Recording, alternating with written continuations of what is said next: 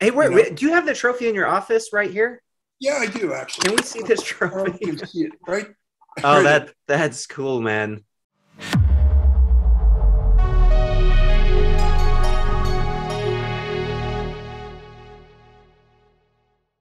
Hey guys, in today's video, we're gonna make sense of the Kumite Trophy with Frank Dukes. Make sure to check out the previous video I did with him, by the way, making sense of the real Kumite. So, in general, the comments have been pretty positive. I'm glad you guys are keeping an open mind, letting him share his side, because with all the websites and YouTube videos out there, which lead you to believe that it's ridiculous, a lot of these stories, it's actually not that far fetched when you hear his explanation. So we're gonna make sense of the Kumite Trophy because this is something that I myself was skeptical about until he kind of explained like the origin behind it. So anyway, if you like this kind of content, please help support the channel by hitting the like button, subscribing, and sharing the video. I did want to ask you something about the trophy. So I know LA Times put that trophy, and Mm, to me, it actually does look like a fake receipt because they don't even spell your last name right, which is kind of right. weird. But let me Yeah. ask you this Well, though. here's the thing. Why would they even go ahead with using that as any basis of fact when my name isn't spelled right on it, Mhm. the address is incorrect, it's for the wrong date, and worst of all, it's for the wrong trophy. It doesn't even look or resemble my trophy. Yeah, it's really weird they would use that. But see, what I'm more curious on, Yeah. what I okay, so the tournament is kind of secretive, and it's not really for people to know about. Like, why would they even have a trophy? Well, it's an interesting story. So what happened is all through the 1960s, well before that, a lot of the younger members, like John Keane was a member. He had gone overseas. He'd fought in Kumite. He came back. He thought it was really important for the growth of martial arts. He felt that everybody's going in the wrong direction with the point fighting and all this, which is really savate. It's not. There were savate matches. There were not true martial art matches. So he said, no, we've got to go bring it back and restore the integrity of the martial arts because it's been watered down since 1947 when you had the American occupation of Japan and they made martial arts illegal. And you saw China when Mao came to power. He made the martial arts illegal. So the only way people got around it and trying to preserve this is they were just basically teaching it as a form of exercise. They couldn't allow for full contact, for example. And so that's why you have Savate matches that were introduced and they became the point karate tournaments that you see today. Okay. It's not traditional martial art matches by any means whatsoever. Especially when they're awarding 2 points for a kick. And in Savate, you're not even allowed to, I think, punch, but I could be wrong on that. Do not quote me on that. But my point is, uh, he did this in the 1960s. They had Kumite matches in the public eye. It was, I think, the Argyle Hotel in 1968. They had it at a university, and they were trying to build these matches up. Well, that was contrary to the interests of Robert Trias and a lot of these black belts who were running commercial schools, okay, who wanted to put an end to that. And that was one of the reasons why Trias and Kian ended their partnership.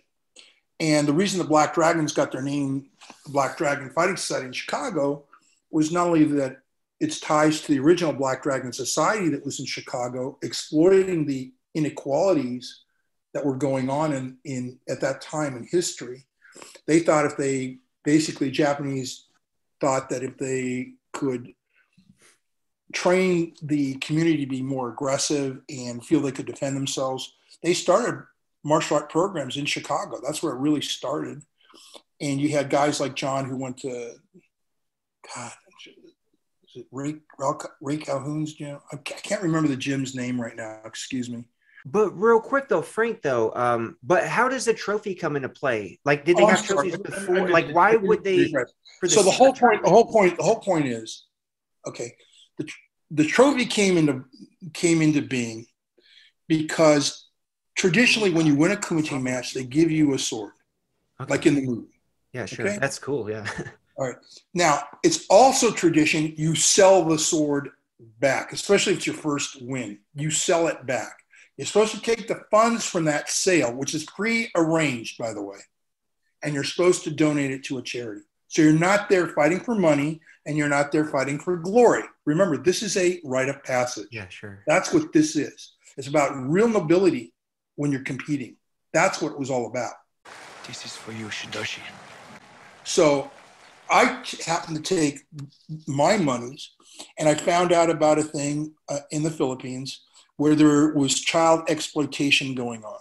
It was called Muro-ami fishing. And they would take children and they'd basically trick them into the indentured servitude. They go to families and say, hey, we'll pay your child, $1.50 a day if you'll fish for us. Well, in a culture where $400 a year is the average salary for a grown man, in many cases, that was very entertaining to those people. The problem is they were charging them $2 a day for lodging, for feeding them. Okay. Yeah, no, that's So crazy. they end up in debt. Okay. Now 50 cents is not a lot to us. Mm-hmm. So I took my monies and I basically gave it to this captain who admired my sword, who was there, and some of the guys, and I bought a bunch of these contracts and got these kids out of that problem. That's what I did. Okay. Now, and then the Times turns around the same way they mischaracterize that receipt. They say, oh, I rescued children from boat pirates, or pirates. No, I use the term, they're the modern day version of pirates based on what they're doing. Sure. In that they're taking people hostage this way. And that's a mischaracterization that was spun to work against me. My instructors and everybody were so taken back by what I had done and the cause that they surprised me when I came back with this trophy. And they said, look, we want you to be the face. And we're thinking about, one day, trying to do what we did in the 60s and, come out with the event. But now's not the time. And I said, okay, because I was just starting out. Mm-hmm. And that's how I ended up with that trophy. It was really a gag. Okay. In fact, there's such a gag. They put the Olympic rings on it, and they didn't call it the World Olympic Committee. They called it, I think, the International Olympic Committee, because they're based on the International Fighting Arts Association. And they did that more as a gag and to remind me that the real martial arts, as far as what we understand today, actually, you can take it all the way back to Mesopotamia and the Greeks when they had their contests and they had boxing, they had what we call MMA today, took place in the first Greek games, Olympic Games. It was to remind me as a young guy, I'm 19 years old. Yeah. These guys wanted to educate me and say, look, kid, don't think this is only an Asian thing.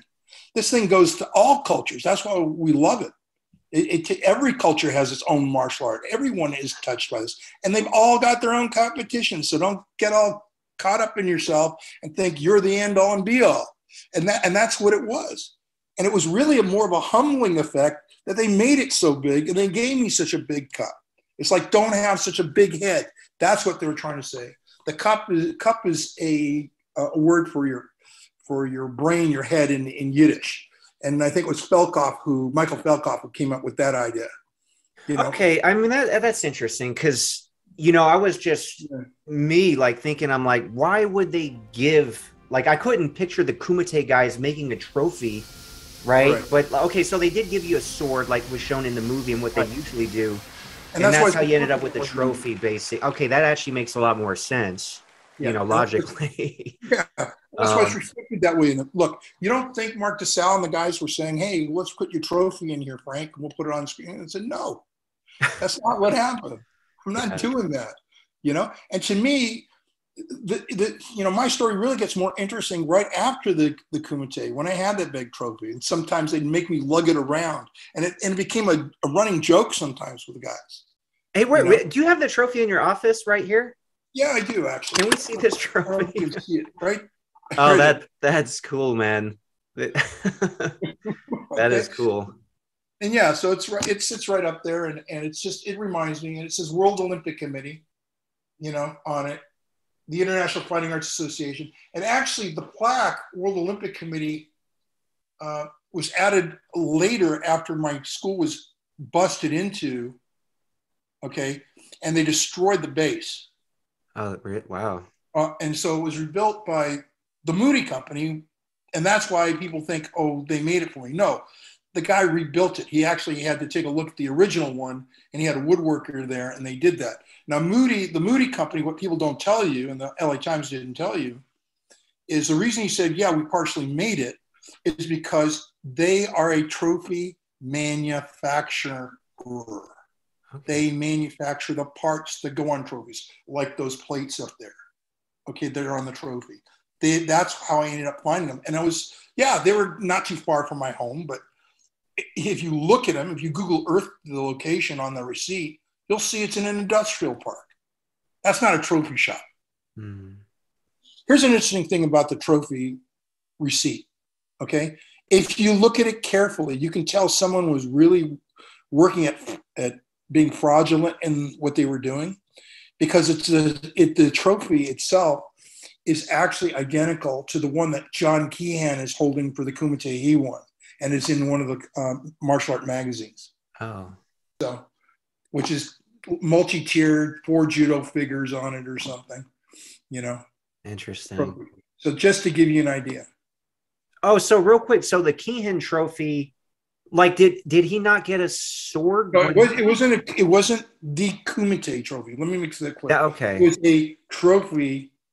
In those days, a lot of times they call point fighting Kumite as well. Okay. Oh, there's just a loose term they throw around to. Right. So we need to clarify that. So, so they use that. They would use that, and a lot of karateka still use the term Kumite just for sparring in the dojo. I mean, it's that kind of a term. It's very loosely used. You prepared for Kumite? Yes, Sensei.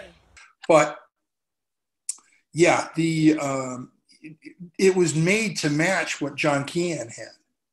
Okay, what he had. So it really shows that whoever did that with doing some research and having some intent to harm me.